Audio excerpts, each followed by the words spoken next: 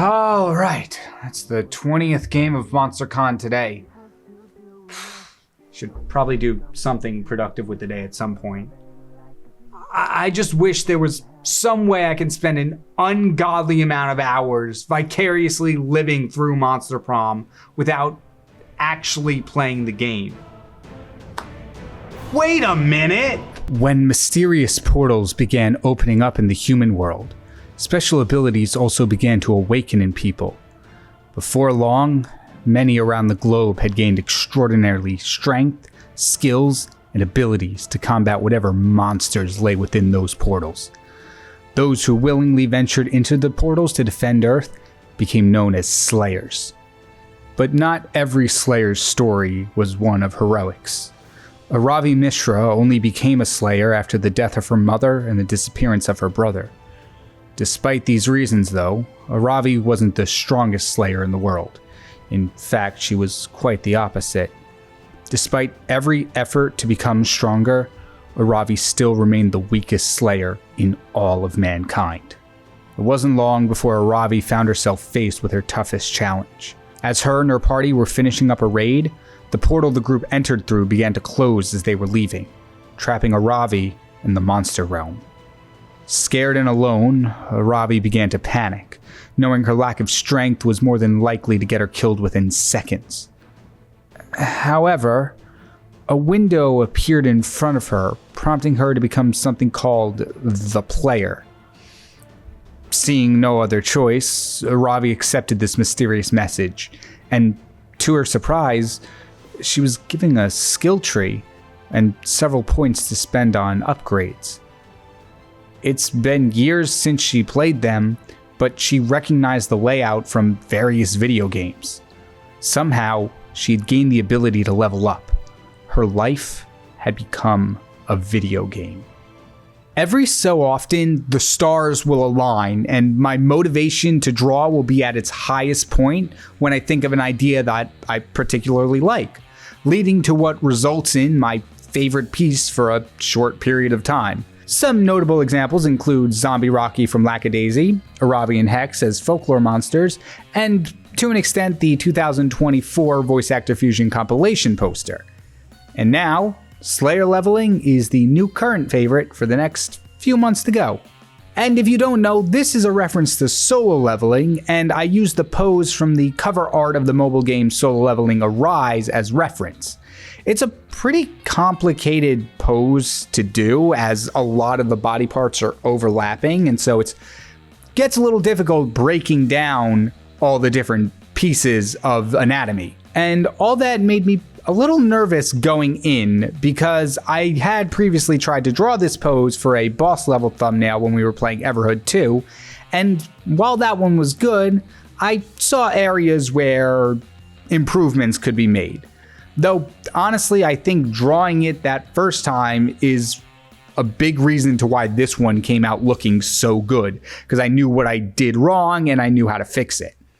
I did wind up taking some creative liberties from the reference pose when it came to the daggers, because I knew I would not be able to recreate the design of those daggers in the reference photo. But then I also felt that Aravi's daggers were a little too plain to be used for the piece. For the top dagger, I did take the rough shape of the handle and the blade wrapping around where the knuckles go, but instead of the pattern that Sung Jinu has on his dagger, I stayed with the golden vibes, but opted for a golden dragon kind of hilt ornament that's biting down on the blade. And I have to say, I'm pretty impressed with how that one turned out, especially with the dragon anatomy and the angle that it was at. And for the other dagger, you could see that I did a mix of Sung Jinu's dagger with the orange and black blade, mixed with the hilt of Aravi's dagger with a few extra details thrown in just to make it fit with the piece. The background was another area that tripped me up a bit. Like I mentioned, drawing more abstract elements is not my strongest suit, so finding a good pattern for the light burst behind Aravi took a lot of trial and error. I tried tools with InClip Studio Paint, manual designs, different blending modes and layer effects. until I found a combination of all the above that I felt was impactful, but not overpowering. Also, so that it covered just enough of the background where the airbrushed blocks I drew in could pass for buildings. And then at the very end of this drawing, I tried to add a little more pizzazz by drawing Hex as a smoky mist radiating off of Aravi's body, like a parallel to Sung Jinwoo's shadow army that comes out from behind him. Unfortunately, when trying to draw a thick, smoky green gas, you run the risk of it starting to look like stink lines, which it ultimately did. And since I haven't learned how to implement scratch and sniff elements into my art, I decided to scrap it. Luckily though, even as I was drawing it, I was feeling like the smoke effects were a little too much for the piece, so I'm kind of glad it didn't make the final cut. Anyway, now I have a new phone screen.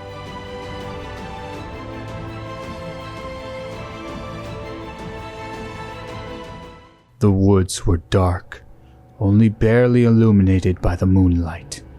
But the darkness provided the perfect cover for the figure to carry out her nefarious deeds.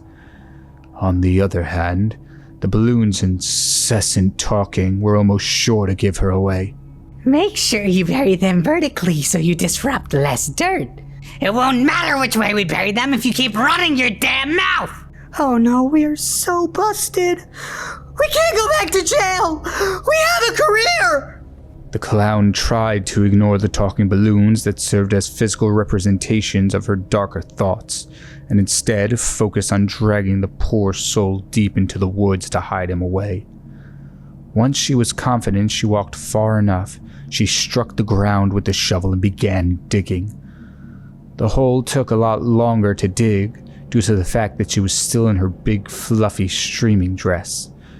But she didn't have the luxury to change before she was called away on this spontaneous errand. Once the hole was deep enough, the clown grabbed the body by the arm and dragged it to the edge, just enough that it was hanging over the ledge. She positioned herself behind the body and kept nudging it until gravity took over. The body hit the bottom of the hole with a satisfying thud. The balloons were still going back and forth, giving the clown a bit of a headache. She took a deep breath to steel her nerves, picked up the shovel, and began filling the hole. As the clown was throwing dirt back into the hole, she heard a sound. Her head snapped around to look over her shoulder. She focused intensely on the woods behind her, looking for any form of movement, but all was still. She turned back to the hole when she saw it. The body in the hole was still alive and moving, but faintly. The clown's eyes grew wide as she witnessed this unfamiliar turn of events. Small clumps of dirt slid off the shovel and into the hole as she stood frozen, unsure of what to do next. Once more, the clown took a deep breath, tightened her grip on the shovel, and emptied a mound of dirt on top of the still wriggling hand. As you can undoubtedly tell, our second drawing today is a little bit different from the first one. I opted for a more moody and scenic piece rather than the epic cover art that I did for Slayer leveling. And this piece was one of those ones that I drew specifically to help me practice my weaker points in art. In this piece, we've got a harsh perspective, detailed character designs, dynamic posing, background work, and making an appearance for the first time ever, technically, environmental lighting. I wanted to try using color theory in this piece to make the base colors match the night environment, and it went something like this. All right, so in this nighttime setting, this pink would be a little more blue, and then this yellow would move more towards blue, and then these white pieces would take on a hue that's kind of blue. Okay, this might not be right. So in the midst of my failure, I watched some YouTube tutorials and went about making the shadows and highlights match the environment rather than the base colors themselves. It was the same strategy of shifting everything towards blue, just to a lesser extent, and this way turned out to be pretty effective when coupled with changing up how I laid down shadows, where instead of drawing them in, I made the entire layer shadow and then erased the highlighted areas. Once that hurdle had been jumped, I actually didn't have to do any more work. The rest of the piece just magically filled itself in. Kind of like that hole they found that body in. You have no proof that April was there. My client has an alibi.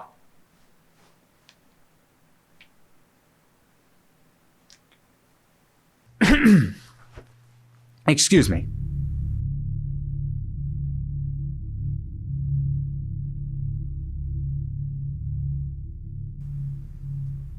Yeah, I don't have a story for this one. I drew this one because for the past few weeks I've been hanging out in the Monster Prom Discord server, and a lot of people there have been doing this trend where they draw their OCs in the MonsterCon game menus.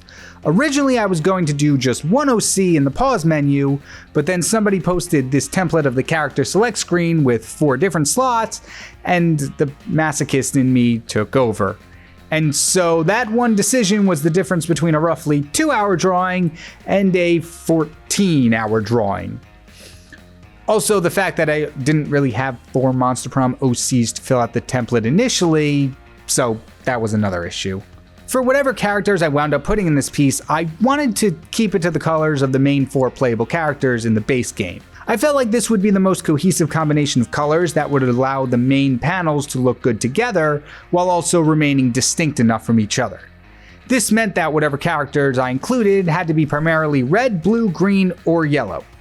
Luckily, I had 2 characters that sort of fell under the OC umbrella that I could start off with this piece. One of them was the avatar of this channel, which doesn't really feel like an OC to me since it's really just a redesign of me. And I also had to swap the colors of that character design a bit to fit more in line with the green panel. The other Monster Prom specific character that I had on standby that I felt that I was allowed to use for this drawing was Calor. Greetings, says the figure in a warm booming voice. It is I, Calor, Herald of Summer. Think you mean calor. Calor is technically an OC, as I did design them from the ground up, but it was based off of the description that was in the Monster Camp game. So because it's not 100% original, my mind refuses to classify this guy as an original character. So you see, because I mixed the poison inside of the cereal, I'm not eating 100% poison, and therefore, my body refused to classify as. As you can hopefully see, I tried a bit of a pretty complex pose with Calor, one that didn't lend to a good silhouette, but still fit Calor's personality as a character, with his cocky surfer bro persona since he's supposed to be the embodiment of summer. I didn't get to include his double sunglasses in the main picture, unfortunately, but I did get to include it in the secondary picture, so it's not a complete loss of the one thing that makes him a good, unique character. Now we move on to the rough part, where I had to come up with 2 more characters completely from scratch in a rather quick sense so that this video could come out sometime within the next calendar year.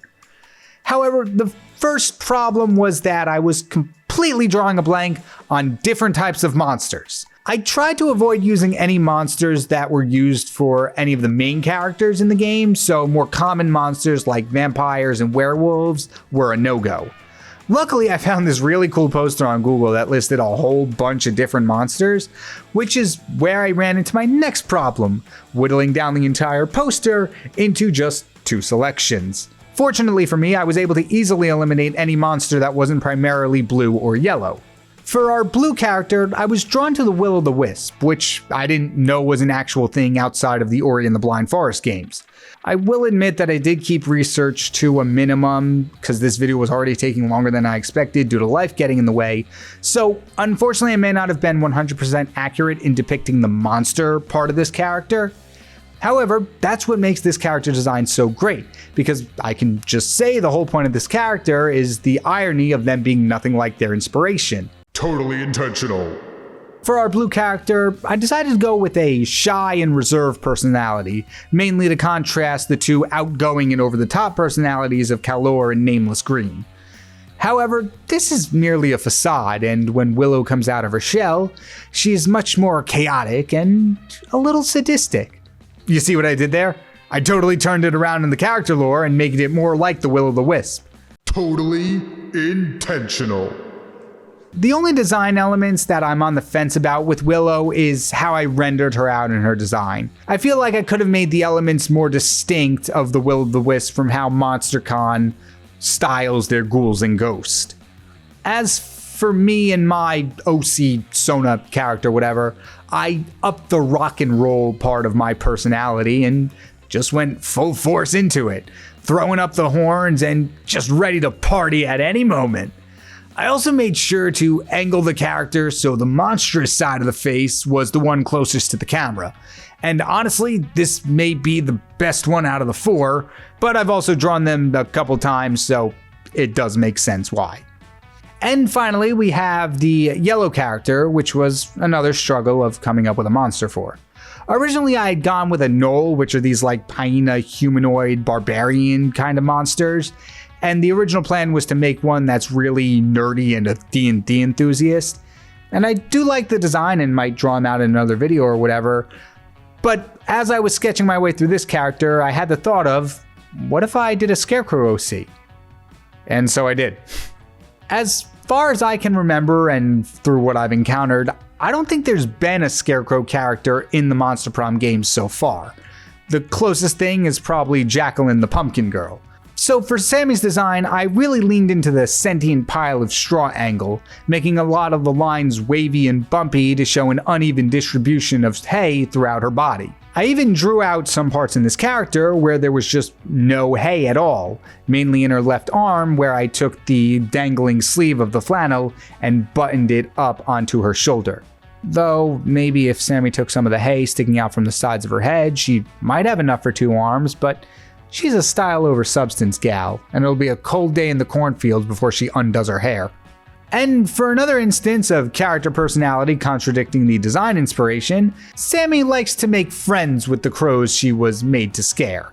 And she specifically has one crow named Edgar that's her best friend that always hangs around her, and sometimes she even lets him chew on her glove. Now, unfortunately, this template only had 4 spots, and as I was drawing this, I kept coming up with more and more OC ideas. But there was also that 14-hour thing and me needing to actually get this video done, so that, stopped my momentum too. But maybe I'll do something like this again sometime. I do really want to continue practicing drawing in the Monster Prom style, because I think in this one I kind of abandoned it the longer I kept drawing. But let's take a look at the final result.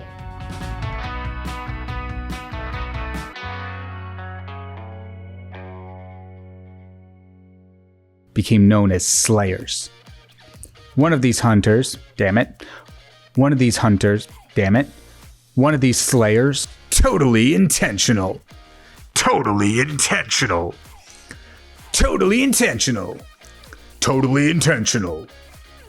Totally intentional. Totally intentional.